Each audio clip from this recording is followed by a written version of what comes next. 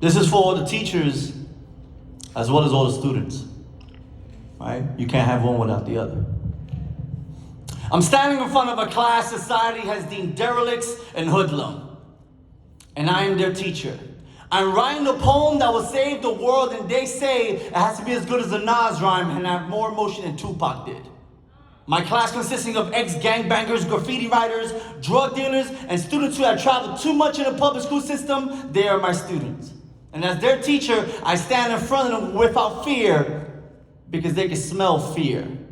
I am them 20 years ahead with poetry. Being a left turn I made at 17, I tell them, take that road so fast you'll pass and never catch up to you. I tell them in your metamorphosis, you can change your place, your careers, your goals, and your name, and strive for it seems so unattainable for so many years. One student says, how? How the hell am I supposed to get there? It's easy for you to say that, but I have one kid, one gang after me, and no job. How the hell am I supposed to go anywhere but down? I ask them, how bad do you want it? In the beginning, all I have is poetry. Everything else took a backseat. Girls, family, and work lasted part-time for 6 months with me getting fired for writing on the job. I tell them, use your connections. Intern somewhere.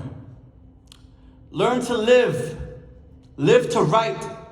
Write to love. Love to learn. This is the last day of your life. What are you leave behind? What will be your legacy? And they stare at me like a rabbit in the headlights and say, I don't know.